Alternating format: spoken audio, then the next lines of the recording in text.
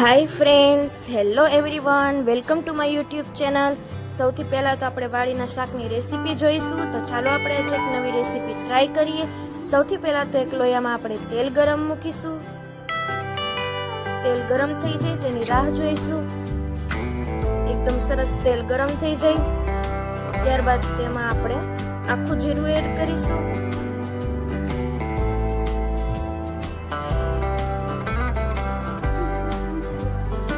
એકદમ સરસ જીરું તતડી જાય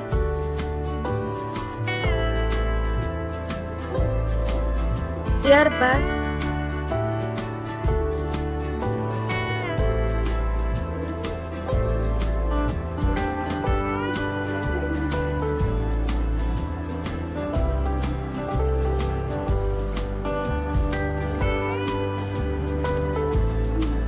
હિંગ એડ કરીશું. ત્યારબાદ આપણે રીંગણાને ધોઈ અને ડીટિયા કાઢી અને ઝીણા ઝીણા એકદમ સમારી લીધા હતા એ આપણે આમાં એડ કરી દઈશું. એકદમ સરસ તમે જોઈ શકો છો. ત્યારબાદ સ્વાદ અનુસાર મીઠું એડ કરીશું.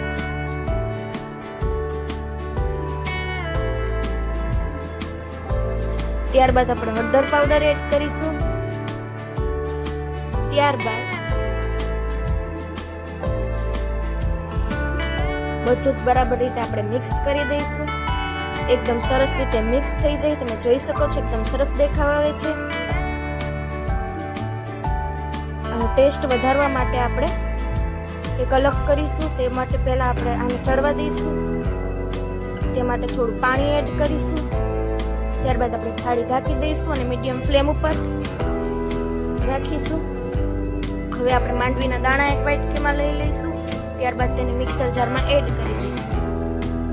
ત્યારબાદ તમે જોઈ શકો છો એનો ભૂકો કેટલો સરસ થઈ ગયો છે. ત્યારબાદ તેમાં આપણે દહીં એડ કરી દઈશું. પછી ત્યારબાદ આપણે મિક્સર જારમાં ટમેટું એડ કરીશું. ટમેટું સુધારી લીધા પછી આદુના ટુકડા આપણે આમાં એડ કરી દઈશું. ત્યારબાદ આપણે મરચી એડ કરીશું.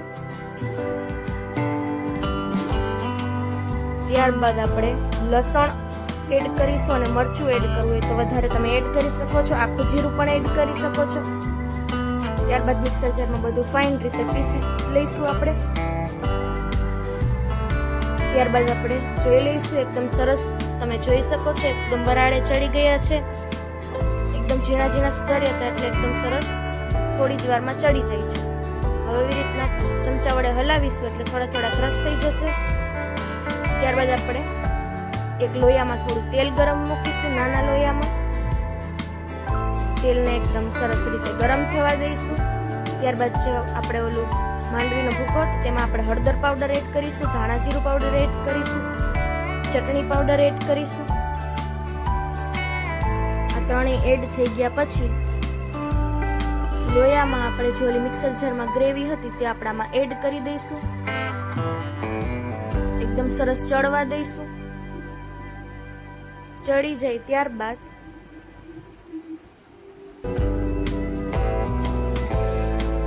જે પેસ્ટ હતી એકદમ સરસ રીતે બધું બરાબર મિક્સ કરી દઈશું. ત્યારબાદ આપણે આમાં એડ કરી દઈશું.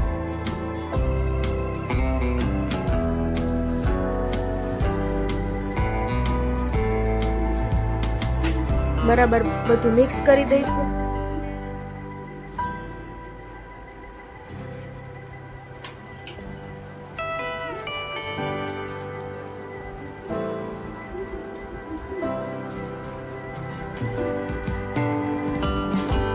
હવે એકદમ સરસ રીતે રીંગણા ચડી ગયા છે તમે જોઈ શકો છો. હવે આપણે જે ઓલું તેલમાં આપણે ગ્રેવી કરી હતી આપણામાં એડ કરી દઈશું. એકદમ સરસ વાડીનું શાક છે. રાજકોટનું પ્રખ્યાત વાડીનું શાક છે. એક વખત ઘરે રેસીપી ટ્રાય કરજો. બહુ જ ઈઝી રેસીપી છે. એક વખત ટ્રાય કરજો. એકદમ સરસ ગરમા ગરમ રોટલી સાથે સર્વ કરી શકાય છે. રોટલા સાથે પણ આપણે આ વાડીનું શાક સર્વ કરી શકીએ છીએ. ડુંગળી સાથે એકદમ સરસ ટેસ્ટ આવે છે તેનો. એકદમ શાક તૈયાર છે. જો વિડીયો ગમે તો વિડીયોને લાઈક, કમેન્ટ, શેર અને અમારી ચેનલને સબસ્ક્રાઇબ કરી નાખજો. એક વખત આ રેસીપીસ કરે જરૂર ટ્રાય કરજો. આવા નવા નવા વિડીયોઝ જોતા રહેજો. Thank you.